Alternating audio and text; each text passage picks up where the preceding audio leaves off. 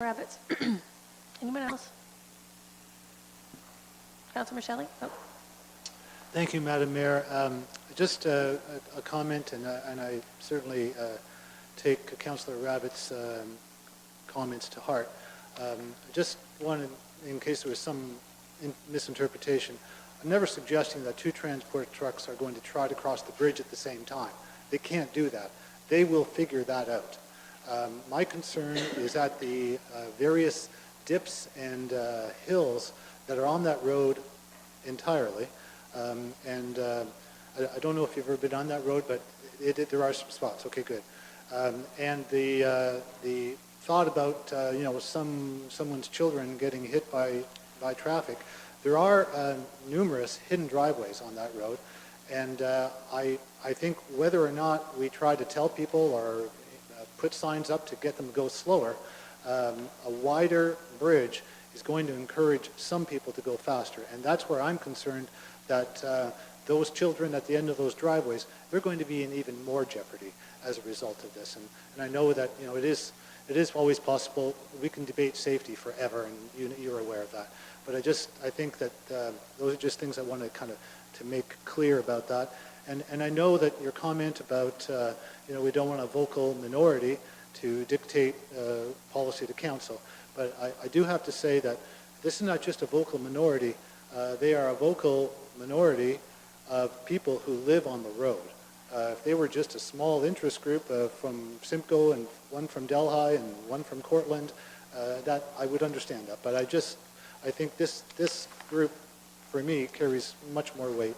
And also, I just want to mention, Councillor Columbus was referring earlier to the fact that the cost of the two bridges, single or double, is minimal. That's because we are relying strictly on the report from the engineering report that we read. I am sure and I'm confident that staff tasked with the responsibility of finding other quotes and putting out tenders will be able to come up with single lane options that are going to be much less expensive than the two-lane concrete highway bridge that we've been talking about. Thank you. Councillor Columbus? Madam Mayor, I'm going to vote yes, and I'd like a recorded vote, please. Yes, sir.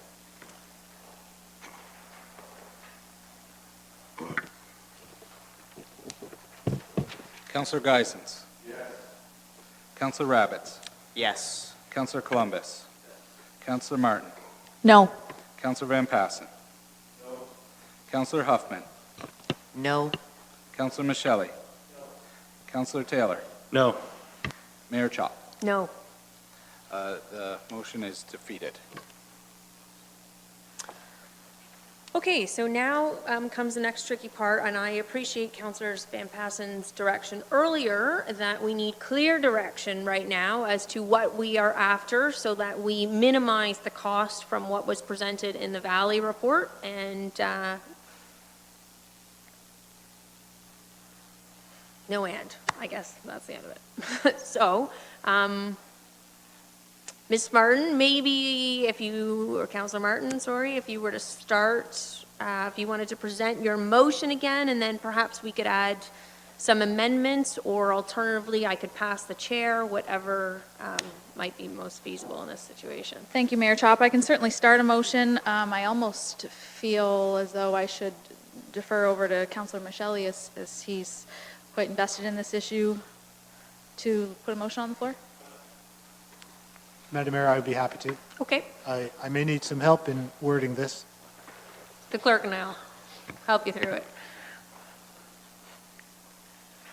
Okay, so, Mr. Clerk, I'd like to make a motion that council direct staff to investigate. No, not investigate. Take that out. Tender? Tender? Tender, thank you.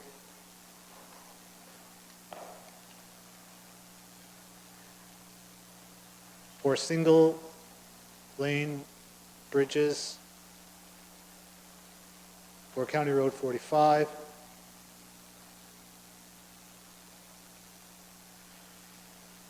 and that staff report back to council with quotes and prices? Is that what we want?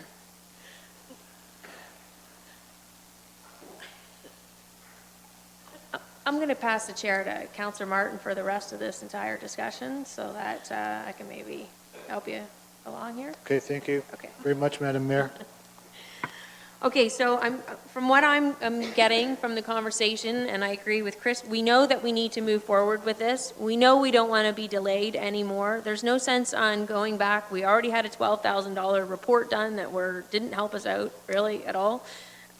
So I think the idea is that we want to tender a one-lane bridge. Now we have this issue of the design work coming before. Perhaps that could all be included in the tender, the design and the bridge. Okay, so should it be design and construction?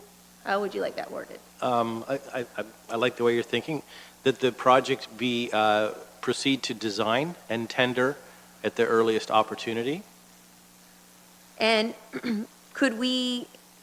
so that would be to tender and for the bridge as well then? Correct. Together, okay. Those prices, when the bids close, would come back to council for approval, like all tenders. Okay, and the other issue that I just want to address from Councillor Van Passen is not what the Valley Report was getting at. What we want to do is we want to keep the characteristic of the road. We don't have to want to worry about changing, the grading and so on coming up to it. So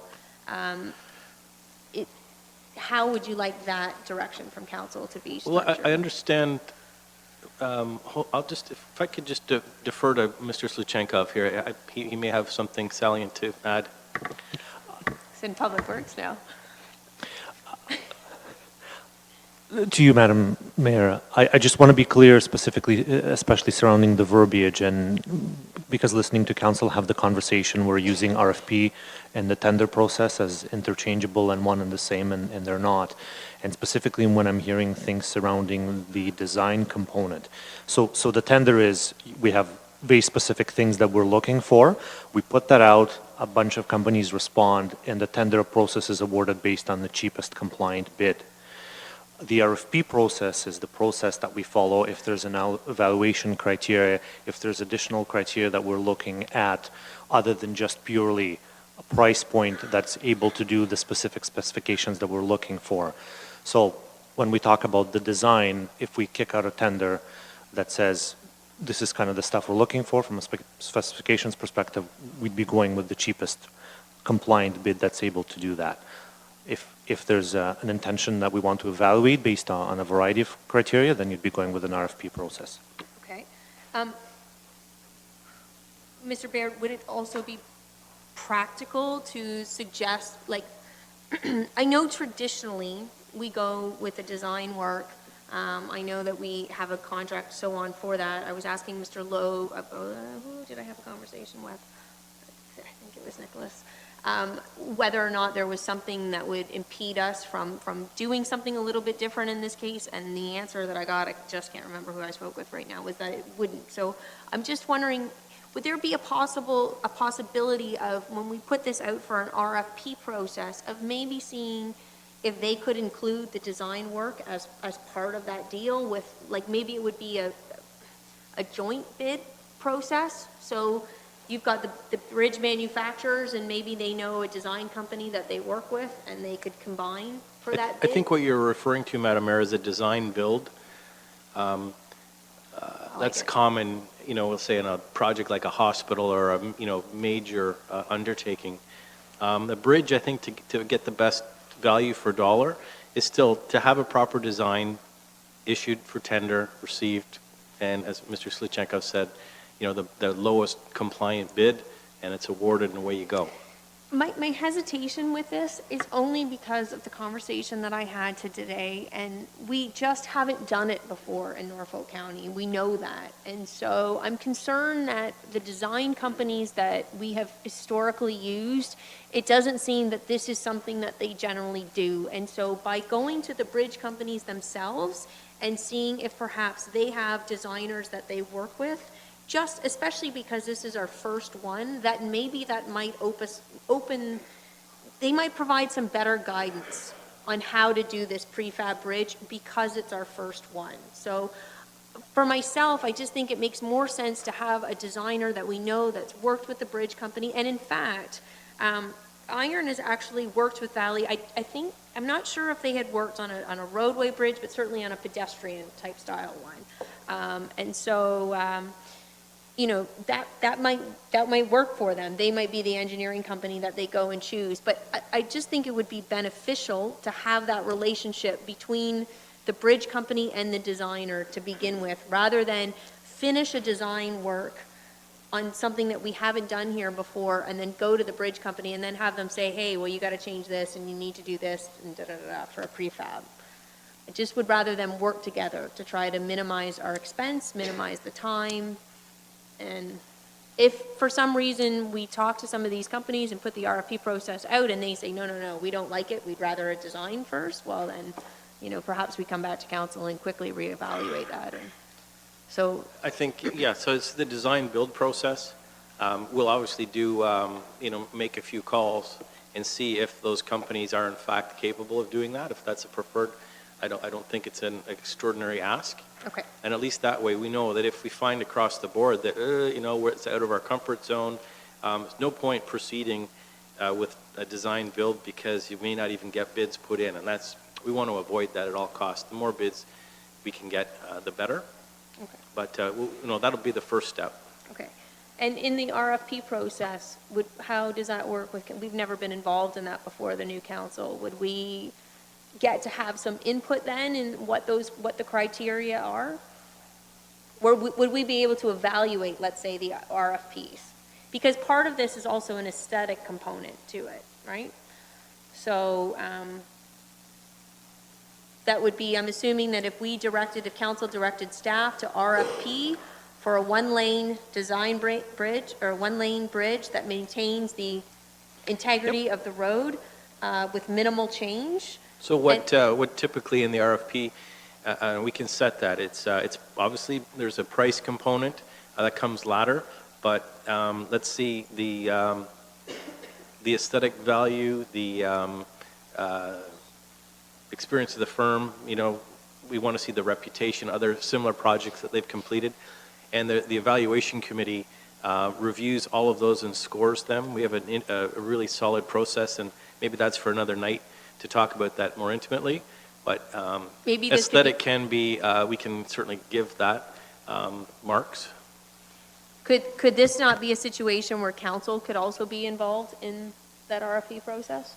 And that's what I'm pausing, is I don't have a definitive answer to that. I'm not sure if the clerk knows, so we don't have a definitive answer that at least I have.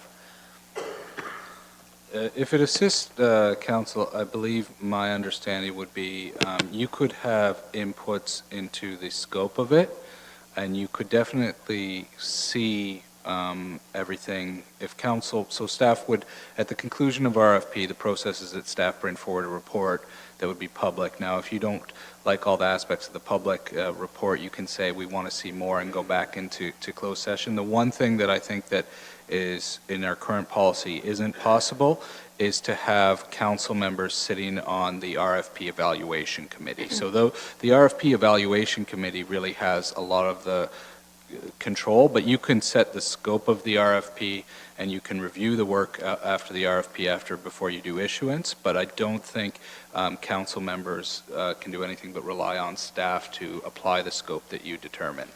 That policy, though, is set by council, so theoretically, we did a one-time exemption just the other day during the budget process, and I'm just, given the newness of this, I just want to do it right. We could, you know, do a blind evaluation of RFPs. Nobody knows what the company is, nobody knows anything, but council could be involved in this. We could create an exemption at a future date for the evaluation of the RFP and make sure that, you know, it's a blind process, we can do it in closed session if necessary, and that, you know, Yeah, council. There's certainly no problem. I think with the, looking at Mr. Baer, but with the complexity of the RFP process, it would likely be, before the RFP was issued, you'd probably have another staff report coming before council to get approval, and if there were different processes being utilized for this specific RFP, they could be outlined or decided upon at that time. Okay. So we could just make the motion and we all have that understanding then that we would like to be involved in the RFP process from perhaps, maybe not even necessarily the formula that you're using, but certainly in the evaluation that if we could, we would possibly make an exemption to that policy if we could talk about that at some later date once Nicholas is here from a legal perspective. So to you, Madam Mayor, so to confirm, were you looking for that to be then an entire council process, or like select councillors mixed with staff, that as an evaluation committee? What were your thoughts surrounding that? Any thoughts from anybody here? A mix of council and staff perhaps, or some staff and all of council, or anybody, any thoughts? Councillor Rabbits. Oh, I'm sorry, I'm so sorry, I'm sorry, that's my fault. Thank you, Madam Deputy Mayor. Through the Deputy Mayor to Council, I guess the point that I would like to make at this point in time is I'm just a little concerned that we were ambushed by this. I wasn't seeing this on the agenda. I do appreciate that we've offered an opportunity for your voices to be heard, and they did need to be heard in this debate. And I appreciate that we facilitated that. I think it may be in order for us to defer Councillor Michelle's motion, I believe, is on the floor, and this is what we're debating, for a later date, so that we can have perhaps Valley Engineering in attendance, we can have a heavier staff complement, you can have some time to review what would entail an RFP process to be reviewed by council. So at this point in time, you know, I hadn't come prepared this evening. I don't know if anyone else did, as it wasn't on our agenda, and I'm getting a lot of information that is brand new just this very evening, including the petition with all of the various signatures. So I think that it would be in order to defer this to our next council session. Councillor Rabbits, I wonder through the clerk if we do have a motion on the floor, and I don't believe we have a seconder. Do we need that prior to going into entertaining a deferral? I just don't want to miss a step here.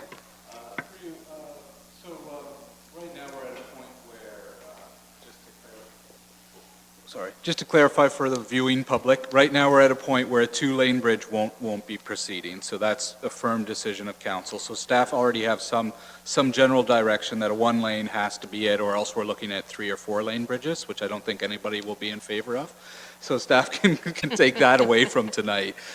Right now, at this point, if you want to defer this issue for till the next council, that is fine. We don't have a mover, so the deferral wouldn't, this motion itself wouldn't come back, but it wouldn't stop anybody from raising the issue again.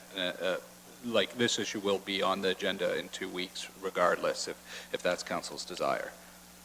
So we're looking for a seconder to Councillor Rabbit's deferral. Seeing, or, sorry, Andy. Essentially, you're just voting on that you want this issue to come back in 2 weeks and have a further discussion. That was the intent of my motion. So if that's supportable by this group, then that's just fine. Okay, so we need a seconder for that, or we're going right into a vote for that, Mr. Griselle? Well, just, Mayor Chop? my only concern with deferring it for 2 weeks without any direction to staff is, you know, we do need to move forward with this. We know this. We want to get it done. We don't want to delay it. It's another 2 weeks. We've chosen a new direction now. So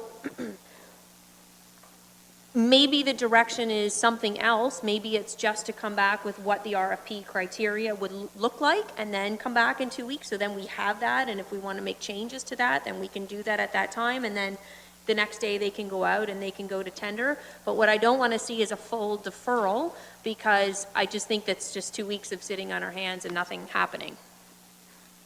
Councillor Michelli? Thank you, Madam Deputy Mayor. I would have to agree with Mayor Chop's comments. We did hear earlier that there was a concern that any changes we might make today would further delay this project into 2020. I do think we need to get started on it, and if we can direct staff at least to begin the initial process, I think that will be helpful in the calendar for all this. Thank you. Councillor Van Passen? Yes, thank you, Madam Deputy Mayor. I will not be supporting a deferral. I think that simple enough to put forth a motion for a request for proposals for the design build of a replacement to the single-lane bridge on County Road 45. Staff has enough understanding of sort of the thought process and all that and what type of bridge we'll be looking at. And I also have quite a bit of confidence that the staff can handle the request for proposals without council looking over their shoulder, given the direction that and the discussion that we've had. And if we want to tweak the criteria a little bit for this specific one, I'm sure they'll be more than happy to look into that. But sometimes we just got to make a decision and move on it. So, thank you. Councillor Rabbits? Thank you, Madam Deputy Mayor. Thank you very much, Councillor Van Passen, for your words of wisdom, and I think that is some common sense. I would like to rescind my deferral, and if you're prepared to make a motion to that effect, I would be supporting you. Councillor Van Passen? Well, I'd happy to do that, but I think Councillor Michelli was intent on that. But if the clerk happened to catch the wording of what I just said, but that staff be directed to prepare a request for proposals for the design build of a replacement of the single-lane bridge on County Road 45. And I think that's all it needs,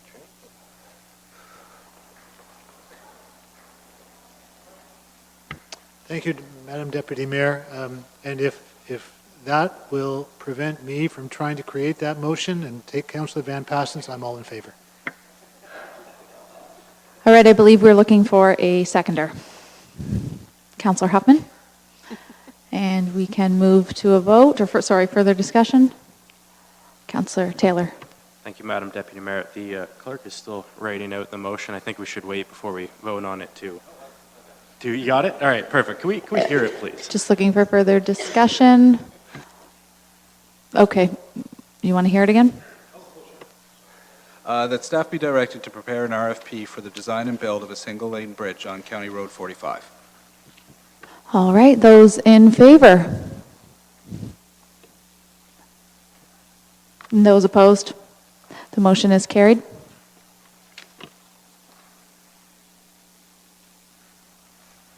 Who's got the chair?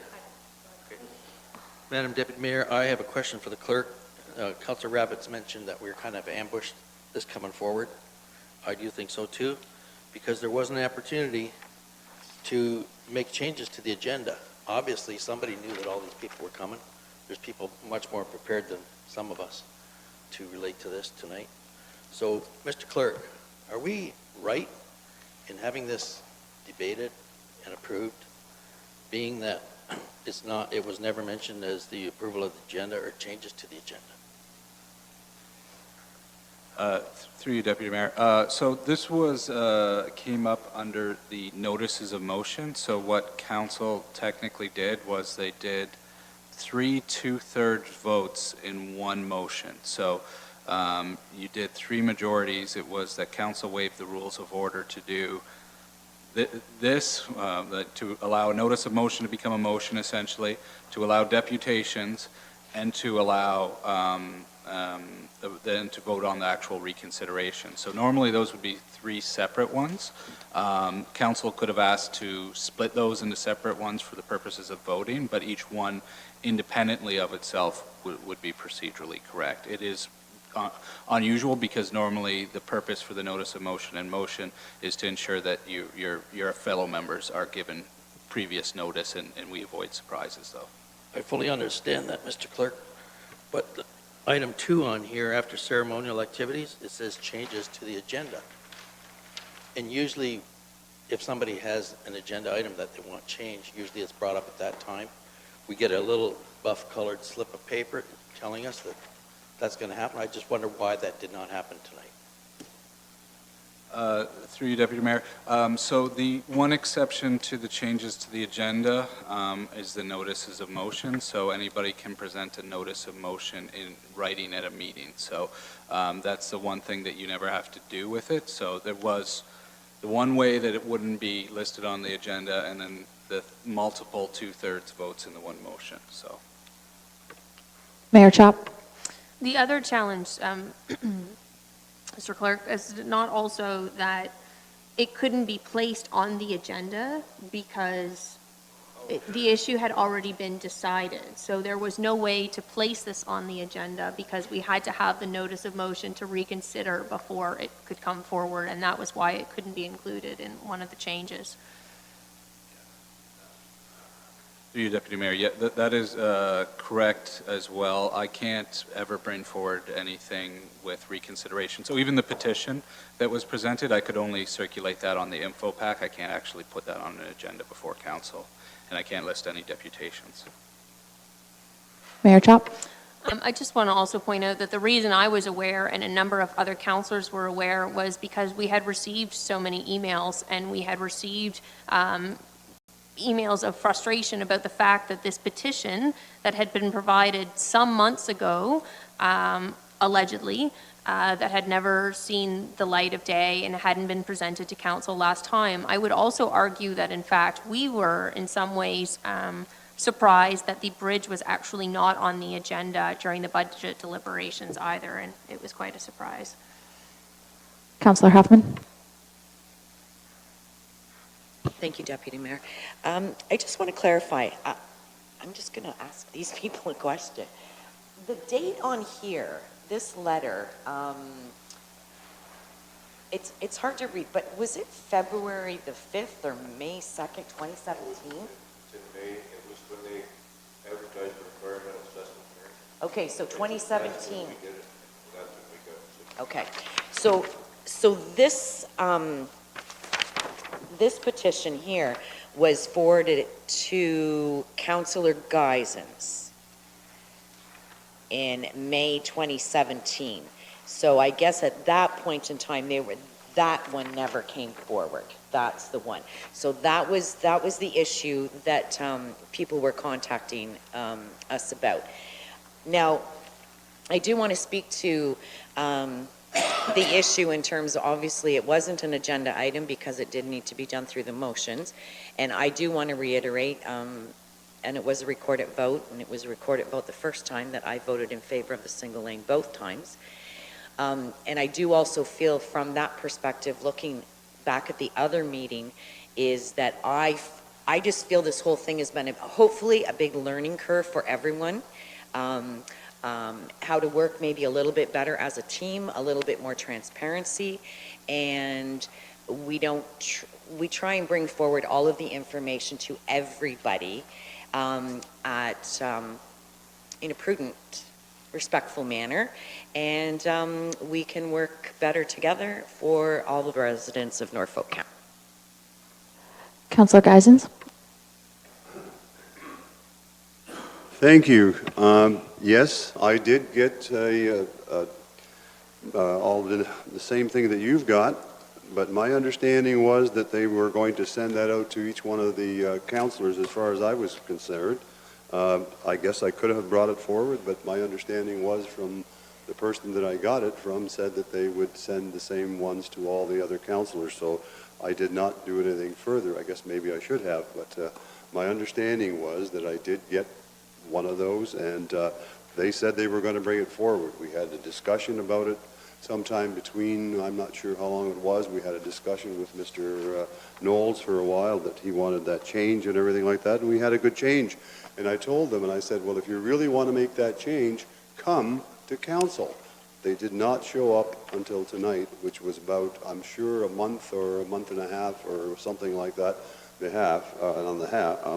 sometime in still in January somewhere, but they didn't show up until they showed up today. So I'm sorry, I don't think that I should take the blame for that. I'm just saying that I told them to come forward. They had that, I said I was staying with my they knew that I guess that we had come forward with a two-lane bridge and cement, and I told them that they could come forward anytime and talk to council about that, so I guess that's what they're here for tonight.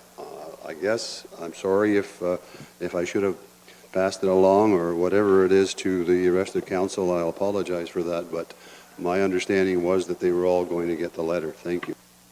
Councillor Huffman. Councillor Geisens, I was not implying at all that there was, I'm just saying that that was the information that I got, that they had a petition. I was just told that there was a petition. We'd never received it, so I didn't know if this was a recent one from previous, I had no idea. I'm just seeing your name here for the first time tonight on this, so just want to clarify that. Mr. Slichankov. I don't want to interject into this discussion. Only when that discussion continues, I want to clarify expectation of council towards staff as a result of that motion. I think that would be appropriate now. To you, Madam Chair. So the statement right now states that staff be directed to prepare an RFP for the design and build. So is it the expectation of council that once that is prepared, that would be returned back to council with those criteria and all that? That's different than sometimes we just prepare and run the process independently of any input or direction from council. So just wanted to clarify so we know what the expectation is. Mayor Chop. I think it's going to take certainly a few days anyway, especially when this is such a new component to research what that RFP looks like. So I think it would make sense to prepare the RFP and then present it back at the next council meeting, and then it could be, or next CIC meeting. Through you, Madam Chair, I'm going to have Mr. Baird chime in as to what that would look like from a timelines perspective. Okay, thank you. Just so everyone has that understanding, because we don't want to overpromise, underdeliver. By going from a two-lane to a one-lane, as you've decided, we now have to do an amendment to the class environmental assessment. That's going to add a couple of months. Okay, that's a process we have to follow. Within that time frame, we can start to formulate the RFP document. Okay, that's going to take some time to do for sure. So there's definitely, I'm thinking it's going to be in the springtime because the outcome of the amended class environmental assessment may have some implications to continue moving forward. I don't think it's going to be a showstopper, but these are mandatory timeframes that we now have to proceed along with. So, Mayor Chop. Do you think that I could be, perhaps we could contact the MOE sometime together? We could make a phone call and arrange for that chat and just to see what that looks like and just to avoid another situation kind of with the causeway. So I understand that's fine that it's going to take a little bit longer. I guess maybe it's more thinking up what I was kind of getting at was what those criteria would look like given this particular bridge. So I think what's the decision tonight is we hit the brakes on the design for the two-lane. That's very clear. Initiate the amended Class EA and research some design build. There's got to be lots of stuff out there. We don't need to reinvent the wheel. See what's out there, what other municipalities have done, and maybe make a best-of-breed document that fits our needs. So I see that taking some time. You know, you want a good product will give us a good product in the end, right? So how about this for direction then, that the first step will be us reaching out to the Ministry of Environment to determine whether or not we need to do an addendum to the EA, and if so, to which degree. And then maybe a report back to council, not necessarily even in a formal report, but some sort of direction of where we've gotten with that and where in establishing those criteria, we say we evaluate in a month's time, and if it's not done, well, it's not done for certain reasons, but we just target as having another discussion about this in a council meeting 4 weeks from now. Councillor Van Passen. Yes, thank you, Madam Deputy Mayor. I expected this would happen. It's going to take some time, and I might have to apologize to all the guests that are behind me, but it might take a little longer. But I also looked at our 10-year capital budget. There is 10 or 12 or 14 more bridges that are going to be replaced over the course of the next 10 years. And if we can do things a little differently and we can get it right, and yeah, it's going to take a couple extra months, but if we can save $500,000 or $1 million on each one of those 14 bridges over the next 5-10 years, we're going to sacrifice 27 people that live on that road. They can't go across the bridge for a few extra months. I'm willing to live with that. So.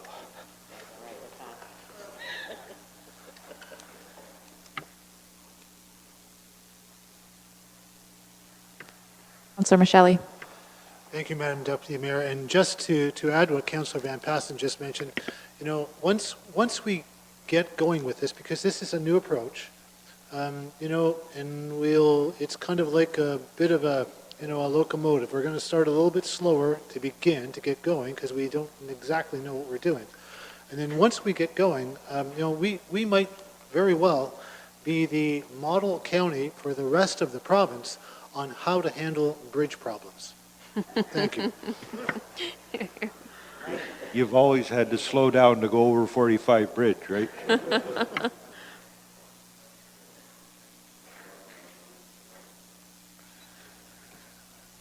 Okay, I guess then we're down on the bridge piece then. So I will take the chair back then. Are there any other motions or notices of motion? Sorry, notice of motion, past motions. No? Okay. Other business. We have the actions item list. Should we just go through that, or? Through you, Mayor Chop, usually if there's any items that a member sees on there that they want to raise a question to staff about, they could do so at this time. Councillor Rabbits? Thank you, Madam Mayor. And through the chair to Mr. Gazelle, I do see a number of items are under the prerogative of the CAO, and they're scratched out and to be determined. I was hoping for a response from you if these items could be delegated to a particular department or division for responsibility, or if we are to wait for the CAO's position to be filled before we take action on these action items. Which items there, Councillor Rabbits? We have items 1. Oh, can you just, I just don't have the page 219. 219, okay. Through you, Mayor Chop, I have mentioned to SLT requesting that they sign dates to sign somebody to oversee some of these. The first one I can speak to. I've been tasked, one of the tasks I was given was to be the, about the spring of last year, I was assigned the task of being the lead of the county's strategic planning process. I do have a report that was done in November, and I was thinking that the outgoing council might have one last meeting that they might need to do, and we were going to get their input on it. But it is a challenge to do too much strategic planning until we get a new CAO and get their take on it as well. I can definitely facilitate that with council and senior management if you do desire not to delay it, but it is also valuable for you to get some time under your feet before we start sitting down and having those kinds of strategic discussions. So perhaps this spring would be something appropriate to bring just an informational report, really, to bring you up to speed on it. But the strategic planning takes a lot of work and a lot of other stuff. And I know SLT hopefully will. Some of these are CAO scratched out and county solicitor. I don't think there's any concern that Mr. Loeb will take those on himself and take care of them. The one that probably SLT's already identified likely will require more discussion is a customer service review. So that one they'll likely take back and have a bit of discussion over the next week or two on how to break that out, because it could be multiple teams working on it. Thank you very much, Mr. Gazelle. And further to my point, I was just hoping that we could at least assign a staff liaison, so the next time we were to review it, if we had a question either regarding the strategic plan or the communication report that we're expecting, that we would have a department or a division to sort of direct our questions to, or things of that nature. And I appreciate your response, and sounds like it's already been accounted for or planned for. Thank you. I think Mr. Griselle makes such an excellent point, too. Before we get into the strategic plan, we're also new at this, and we are developing a new vision for taking Norfolk. And, you know, you can see that this item was started, initialized in 2015. So if we take a little bit of extra time here as council before we start creating a long-term strategic plan, I think that's a good thing, actually. Okay, so otherwise, in other business, maybe we'll start with Councillor Taylor? Or I'll start with staff. Mr. Johnson. Thank you, Madam Mayor. I sent an email to council earlier today with an electronic attachment with the newly revised budget document. And in that email, I was wondering if anybody wanted a paper copy, and I thought I'd take this opportunity to get a show of hands on who would like a paper copy, and that way I can get it printed in your mailboxes in the next couple days. So I have everybody. Roger, do you want a printed copy? Who does not want? Yeah. It's 309 pages, and we have a clip on it. It's about that thick. Again, we don't need all of the, Yeah, that's without all the yeah, stuff. so that's perfect. Yeah. Smaller. So okay, can I ask it this way? Who does not want it printed? Councillor Rabbits. Thank you very much. Councillor Geisen's different.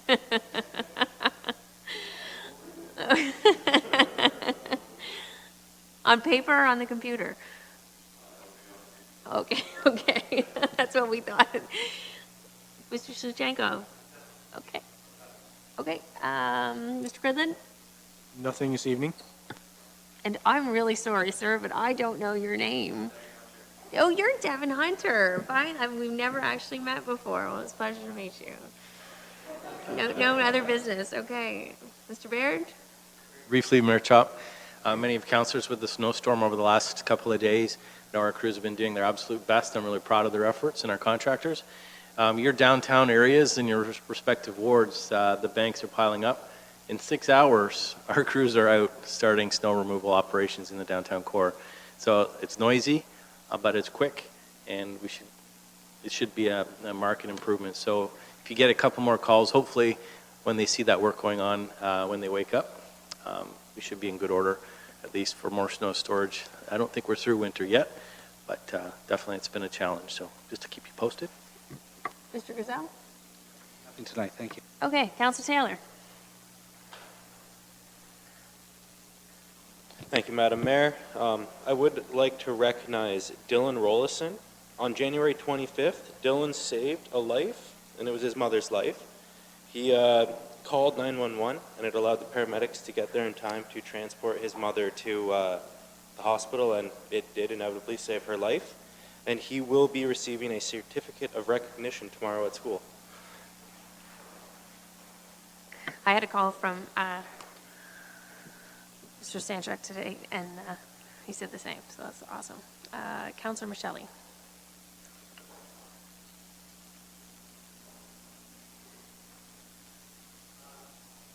Thank you, Madam Mayor. I just wanted to mention this past weekend, there's a new business open in Port Rowan. It's a bistro, and during the weekend, and I was fortunate enough to be there. On Sunday, I presented the owner with a certificate of recognition by the county. They were very appreciative of it, and did not expect any of that, so they were very grateful and very thankful. And it's a little bit of a venture by a woman who thinks that she's going to have an art gallery and a bistro with some live music on weekends, and I hope she does very well.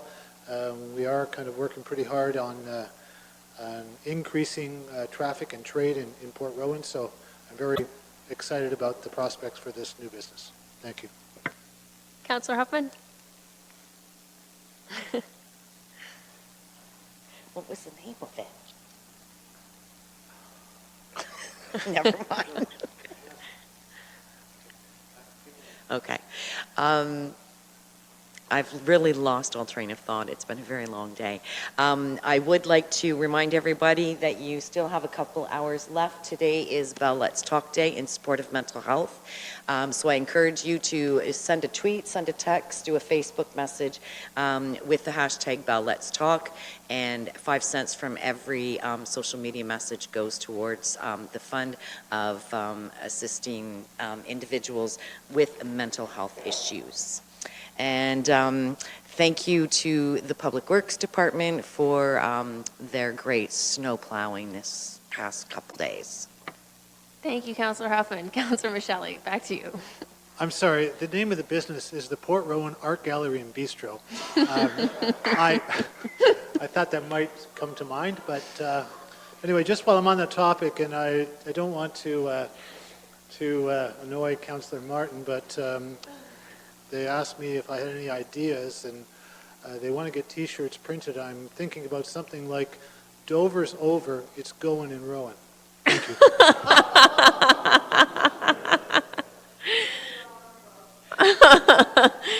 Councillor Van Bassen. Thank you, Madam Mayor. After that, I got nothing. Councillor Geisens. Councillor Rabbits. Nothing to declare, thank you. Councillor Columbus. Thank you, Madam Mayor. And I just wanted to point out that our information package here contains some reports, annual reports from our Heritage and Culture. And Mr. Hunter, if you can pass commendations on to the staff for the great job that they do there. And I wanted to ask the question, I drove down Port Dover, usually go there once or twice a week, and I noticed all those wires still hanging over top of Main Street. So I thought there was a program out to eliminate those wires. I thought it was passed at last council. Does anybody know why? I think I counted 52 of them. I think there are more wires have gone up since then. Yeah.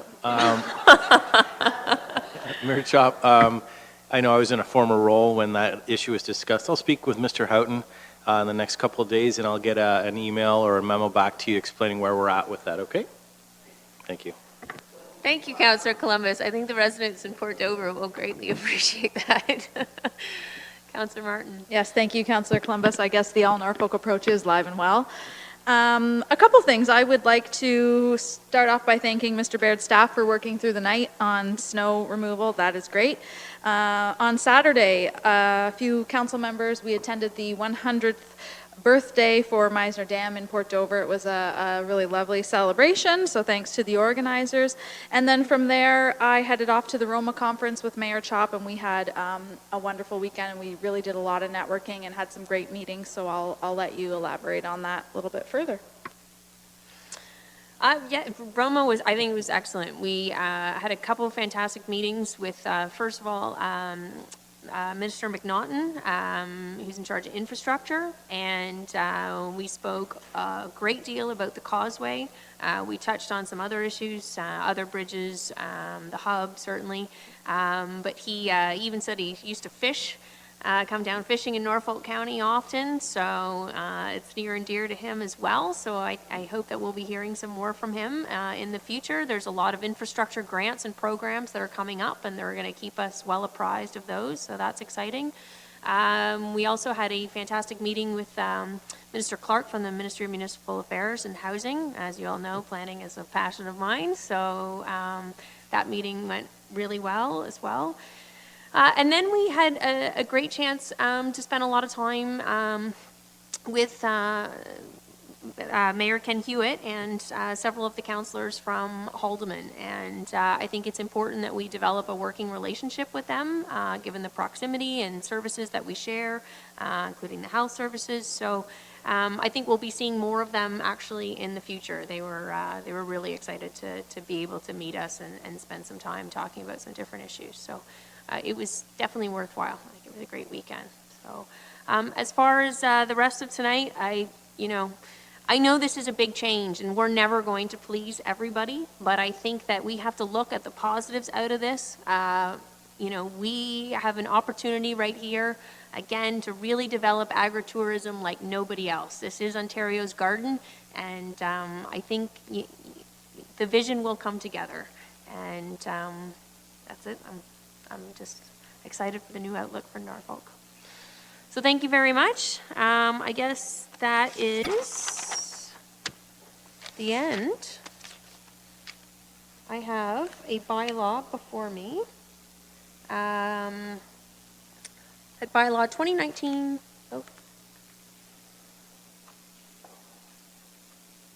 RFAB, sorry.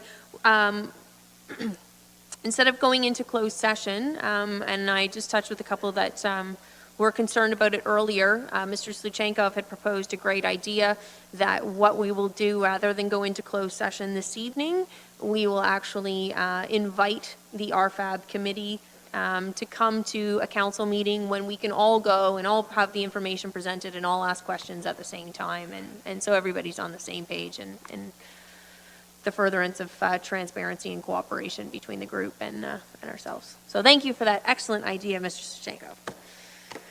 Now I have a bylaw before me, that bylaw 2019-12 being a bylaw to confirm the proceedings of the Council of Norfolk County at this council meeting held on the 30th day of January 2019 be passed, signed by the mayor and clerk, and affixed with our corporate seal. Mover, Councillor Van Passen. Seconder, Councillor...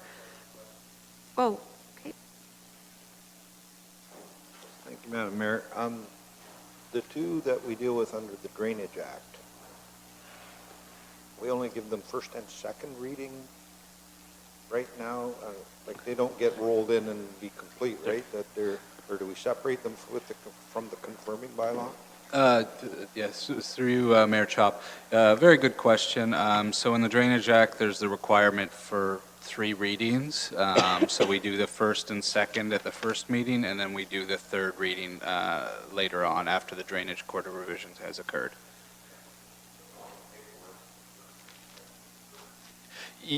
Yeah, and it's that just speaks to how old the Drainage Act is. Okay, are you still willing to move that motion? Perfect. Seconded by Councillor Rabbits. All in favor? Thank you. And then to close the meeting. Okay, and just a motion to adjourn.